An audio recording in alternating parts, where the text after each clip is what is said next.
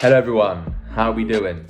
Now, in this video, I will be covering the relentless nature of OCD. It's always important to remember that because OCD is not an easy disorder to live with, as you watching this video know all too well. Now, so that will mean it will not budge easily. Okay, it won't just budge at saying it's just a silly little thought, move on, don't worry about it, it's just your OCD, you're not a bad person, it's okay, it's just a thought, it's fine. It doesn't budge like that because what OCD is targeting, it is targeting your worst possible fear. It is targeting your worst case scenario. It's focused in on that, and it's zooming into your worst case scenario, and it's finding all ways possible to prove why that would be real, as to why you wouldn't be able to cope with that, and your life is written off, over. Amount of times that I speak to people and they will tell me, and understandably so because it's their worst case scenario, they say, if that happens, I'm done. My life's over. I'm just, there's not much point living anymore. Life just isn't worthwhile, totally meaningless, okay? Which is an understandable reaction because that was me before I had an insight into deeper level of thinking with philosophy and rational thinking and changing my way of thinking and tweaking my catastrophic thinking. So I wasn't going from 0 to 100 really, really quickly. And I wasn't jumping to irrational conclusions really, really easily. And it was easy to see it in a black and white, rigid way that if my worst case did happen, if my worst fear did happen, if my worst fear came true, how my life would be over. But as you realize over time, as you apply more compassion for yourself and other people who may be living your worst case scenario, look at somebody who's maybe, let's say you have a fear of going to jail, maybe somebody is in jail, you're looking at their life and how they can have compassion for themselves, acceptance of themselves, how their life, they can still enjoy things, how they can still maybe maximize their enjoyment, even if they're living in very grim and bleak circumstances and in a very doom and gloom circumstance, they can still find a way to enjoy their life. Now, of course, you're not trying to get to a stage where you want your worst case scenario. Of course you don't. It's your worst case scenario for a reason, okay? It can stay your worst case scenario, but you're just shifting your perspective on it. Because if you don't, then what you'll soon realize is that OCD will just hammer away, boom, boom, boom, boom, to a point where you feel like, I can't stand this anymore, I can't deal with it anymore, and OCD will keep holding the upper hand. It would tighten the grip, and the grip would be firmer each time. So what I mean by that is, if you don't change your worst case scenario perspective at all, it's just the suffering's gonna stay the same. Because it'd be like, well, sorry, there's no way out of this. You're gonna feel trapped. You're gonna feel locked in. When I was stuck with relevant false memory OCD, I just had, my worst case scenario was being rejected by society, going to jail, being abandoned by others, just sort of being seen as some societal outcast, never sort of being liked by anyone, always sort of being seen like separate from everyone else. So OCD was targeting that. It was scanning for things in the past, real events, false memory, harm OCD related, POCD related, all kind of taboo related theme to prove why I was sort of the exception, to prove why I would be different from society, societal outcast. If I didn't change my perspective on that and how I could have more compassion for myself, even if it were real, it's not agreement, you're not saying it is real, you're not saying you want it to be real, you're not trying to justify or excuse anything, you're just going to have to go towards worst case scenario, and how can I look to shift my perspective on that, whatever it may be.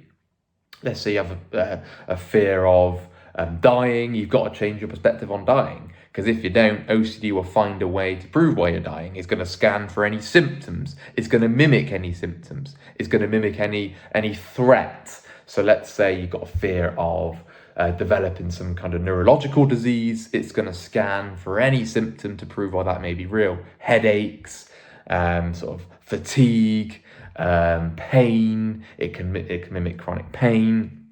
It can mimic all kinds of sensations, heart palpitations, sort of hot and cold sweats. It can do all of that. Now, of course, they could be genuine issues and genuine concerns, of course, but don't underestimate what OCD can mimic. OCD is a mimic artist. It can mimic absolutely anything. It is a pro at mimicking things, okay? It's the same when it hijacks all feelings. Let's say withdrawal responses or any kind of false attraction, false arousal, it can mimic those feelings very quickly. And that's why you think it's very real. It can suddenly, off you go down the rabbit hole, whereas like, oh wait, that's proof, there's evidence then. There is concrete evidence that it's all real. I am the worst person ever. I can never live with myself. If that was true, oh my God, I might as well die. I'd rather be dead. And there's no wonder you're going to feel chronically depressed. There's no wonder why you're going to live in life with just low mood and chronic depression and suicidal and so on. So you've got to try and shift your perspective on your worst case scenario, because if you can't, OCD will call all the shots to your life. It's going to hold the upper hand and you're going to feel very trapped and locked in. And if I go back to my experience with relevant false memory OCD, I kept going round in circles over and over again. And one minute I'd be saying, okay, it's fine. Yep, that's fine. I didn't do anything wrong. And then boom, nope, no, you did. You can't be let off the hook ever. You're the worst person ever. That's it, you're trapped. And that was within seconds. So back down the rabbit hole again, trying to work it out, trying to get certainty, trying to figure it out, trying to get an answer. Okay, I definitely do anything wrong. I can't quite remember, so I got to roll with uncertainty. No, you've done something wrong. You're the worst person ever. You're not getting off the hook. Boom, boom, boom. I was going round in circles. I just felt totally trapped and totally locked in. I felt so boxed in. My whole life just felt, nope, nothing you can do. You can earn £1 million. Nope, doesn't matter. You can find the love of your life. Nope, doesn't matter. Your football team can win every game. Nope, doesn't matter. Right? You can achieve everything that you've ever wanted to achieve since you've been a young boy. Nope, doesn't matter. Okay? So it's going to do that. It's going to fully lock you in so you feel like there is no way out. That is exactly how this disorder operates. Okay? Until you start looking at your worst case scenario. Until you start looking at how your perspectives is the component that is keeping you stuck, right? If you can't shift your perspectives, if you can't shift your faulty, irrational beliefs, which is what's fueling all the emotional disturbance, then you're going to be in trouble emotionally. You're going to be into all kinds of emotional turmoil and just emotional rabbit holes. Because if you're saying, if that happens, I'm done. I may as well be dead if that happens. I may as well kill myself if that happens.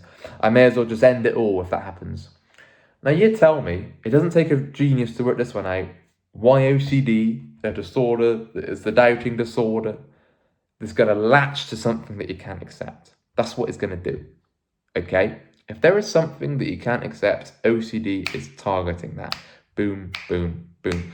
Now when we say unconditional acceptance, that is not agreement, okay? The first thing that we cover, especially if you're very new to learning unconditional acceptance and adopting this new philosophy, and well, it's not a new philosophy, but it's going to be new to you, if you're starting on the journey and just reading the books on our reading list, which set the foundations and they lay the building blocks to how to apply this new outlook on life and ourselves and others and life in general. It's not agreement. Okay, that's the misconception. If I can accept dying, but I don't want to die. Right? I can accept if I have performed a bad or wrong or immoral, illegal act in the past. Okay, but I don't want to do that. Okay, it's not something I would want to do because I don't desire to do wrong. I don't have a preference to act immorally. Okay, but I understand because I'm human, I'm fallible, and I'm imperfect, that I could make a mistake. That I could intentionally make a mistake. Okay, I'm capable of doing that. It's physically possible for me to do that, as it is for anybody to do that. Okay? So I can unconditionally accept myself if I have done wrong, while strongly condemning my wrong behavior, while strongly disliking my wrong action. Okay? If I look at somebody else, I can accept them. I can accept all the factors which led them to commit such a terrible crime. If you look at somebody in jail, it's always a good one. If you want to apply unconditional love acceptance, look at somebody in jail that you strongly disagree with. Somebody who's performed a very horrendous crime, a very rotten crime, okay? Now look at this person, and now, of course, the act is rotten. You can label the act whatever you want, okay? You can label the act whatever you wish to label it as, okay? It can be a terrible action. But where you're going to get in trouble if you then label the human being as a terrible human being, because then you're going to then label yourself as a terrible human being, if anything that you've done wrong in the past. And then there's no wonder you're going to feel chronically depressed and anxious and guilty and ashamed.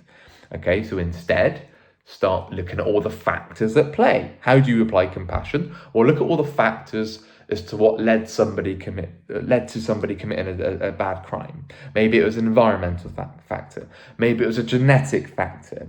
And maybe it was their upbringing. Maybe they experienced a very troubled upbringing. Maybe they experienced abuse when they were younger. Maybe it was sort of their surroundings and that led them to do that. Maybe before they committed the crime, they acted on anger and they were told some very sad or bad news. Okay, none of this is excusing the action, by the way. You're not excusing it. You're just seeing all the reasons to what led them to do that. Okay, because if you can't, you're only going to see it on a surface level. You're going to write somebody off. You're going to call them evil, horrendous, terrible person without knowing the background, without knowing what led them to commit such a crime. Okay, now none of this is excusing the action. That's the misconception. Okay, the human being is punished for the action, hence why they go to jail, and rightly so, because we need to deter that kind of bad behaviour. That bad behaviour cannot be encouraged. If they've acted against the law, they go to jail because that behaviour is wrong. Where people get into trouble with anger and also hatred towards themselves is if they commit a bad crime, if they do something wrong, anything immoral. And remember with OCD, it can just be an intrusive thought. It can just be an intrusive urge, an intrusive image, an intrusive name, anything bad or wrong in the past, maybe 10 years ago, maybe when you were drunk, maybe when you were 12, maybe when, I don't know, on a night out and you can't quite remember what happened. Maybe when you were driving, maybe a lack of concentration, maybe you just lost control, maybe you acted on anger, all kinds of things, right? If you're used to writing people off, and if you write others off, you are going to hate yourself. You're going to be in that self-pity trap very, very quickly. You're going to be in that depressive and anxious and guilty cycle very, very quickly because you're going to rate yourself as well as the action. So if you've done a bad thing, you then say, well, I'm a bad person. Therefore, you are defeated from minute one. You're going to be in self-destructive cycle. You're going to be in a self-defeating cycle, a self-neglecting, a self-punishing. Even if you try to change your poor behavior, you're still going to be saying, well, I'm a bad person. I can't change that. Even if I change my poor behavior, I'm still a bad person because I did this bad thing. That's it. I'm done. What's the point? Life isn't worth living. I can't enjoy anything now. Nobody likes me. I hate my life. I'll never, ever get over this. I might as well kill myself. And that's the kind of route you're going to go down. And that's not going to be helpful for anybody. Okay? That's not going to help anybody overcome any kind of adversity that they go through. Okay? So you've always got to look at the factors at play. All right? You've always got to look as to what led somebody to commit such an action. Okay? Now, the reason I'm going down on this video is because you've got to look to shift your perspectives. Because if you don't, OCD has got you. Right, it's pulled you in, it's trapped you in, because it takes orders from a faulty belief. If I was saying to myself that I cannot stand any kind of uncomfortable feeling, right? If I walked around and said, look, any slight discomfort, any slight anxiety, any slight panic, then fear of fear would boom, fear of fear. I'd be scared of going back to how I felt with OCD. I'd be scared of anxiety. I'd have the internal thermometer out. I'd be watching how I felt like a hawk, scanning for anything, because it takes the order from the belief that I can't stand this feeling. So what does it do? It looks out for those kind of feelings because it's trying to keep you safe, right? If I walked around and said, I'm 24 years old, if I said I cannot die at 24 years old, what would happen? My brain, OCD, will scan for anything which might mean that I'm going to die. It's going to look for any symptom. Sam, have you lost a bit of weight?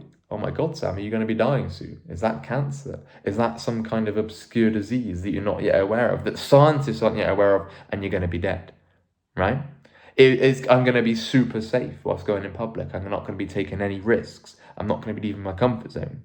Okay, I probably wouldn't even leave my house because out of the fear of dying, out of the fear of getting ill, out of the fear of getting injured or getting hit by a car, whatever. Okay, so you've got to do all you can to try and shift your perspective on what you can accept. Always think of it like this. The reason you feel very disturbed, the reason you feel very caught up in a guilt, anxiety, panic cycle and a shame cycle is because there is something there, the mental block is something that you can't unconditionally accept yet. You could not accept the worst case scenario happening, it being true, or maybe in situations that has happened. Maybe you're feeling chronically anxious because you've done a wrong act. Maybe you're facing the consequence of the wrong act.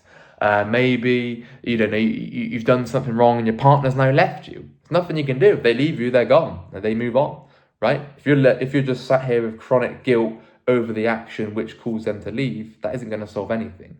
So you'd have to look to have compassion for yourself as to why you did that, not agree with the action. You can strongly regret the action. You can condemn the action. Okay, you can have that healthy level of guilt, healthy level of remorse and regret for doing such a thing. But beating yourself up now, not accepting yourself even with your poor actions, is going to lead to emotionally disastrous results. Okay, it's going to lead to that self-neglect, that self-punishment, that lack of self-care, that lack of caring about life. Okay, that lack of life interest, meaning you're going to feel very low. You're going to feel very depressed. You're going to feel very stuck. You're going to feel very hopeless. Okay, so if you can't accept the worst case scenario, if you can't accept the worst fear happening, that is not saying it will happen. That's not saying that it's true. That's not saying you want it to happen. But if you can't accept whatever it is you're scared of, OCD has got you. It's gripped you in, and you're going to live under the shackles of OCD and under the realms of OCD, because it knows what you can't accept, and it's just going to target that again and again and again and again and again. It's going to bombard you by intrusive thoughts. It's going to bombard you with memories from the past. It's going to bombard you with all the physical sensations and all the physical symptoms that you don't like, until you can learn to accept the worst case scenario. When I was stuck with sensory motor OCD, once I started realizing that how I could accept the sensation being there forever, how I stopped trying to fight it and push it away, and change my mindset and my perspective completely on a sensation getting stuck, on me sort of life not going as planned. Oh, if I do this, then I can't enjoy it because I'm focused on my breathing. Oh, if I can't enjoy that, if I can't do this because I'm focused on my blinking, that's ruined. If I didn't accept that, and then to accept that maybe life doesn't go as planned, maybe I'm not going to feel great at all times, then OCD is going to continue to look for something that's going to keep me stuck. Oh, if only I just didn't notice my breathing, then I could enjoy life. If only this thing didn't happen in the past, then I can go and enjoy my life. Oh, if only I just got this right. If only my relationship was this way. If only I didn't have this feeling. Then if you're holding those kind of beliefs, that won't budge. OCD won't budge, because you're saying if only this thing didn't happen. You've got to learn to accept any situation, any feeling, any symptom, any sensation, and learn to accept that, not liking it. No matter what adversity you face in life, no matter what hardship you face in life, you've got to look to accept it, rebuild, and look to see what you can control and do something about it. And if you can't control it, you've got to learn to accept it. Because if you don't, OCD will just go, no, that's it, you're done. Life's over, life's meaningless. Okay, so perspective is absolutely key, absolutely vital. Take a look at what you can't accept, look what OCD is latching to, and do all you can as if your life depends on it. Do whatever it takes to shift your perspective on what it is you're scared of, and look to make peace and break down the worst case scenario. Acceptance isn't agreement. You can learn to accept something even if you strongly dislike something. That's very crucial to hear. If you have enjoyed the video, please leave a like. If you're interested in one-to-one coaching calls, please email phil@ocdrecovery.com. My name's Sam, and I do coaching calls here. You got Rob, Nick, Momin, and Gemma, all doing coaching calls. So email Phil, and you can get booked in with one of the team here, and we will book you in for our next available slot. Anyway, you take care, guys, and we'll speak again, and there is so much hope. Bye-bye.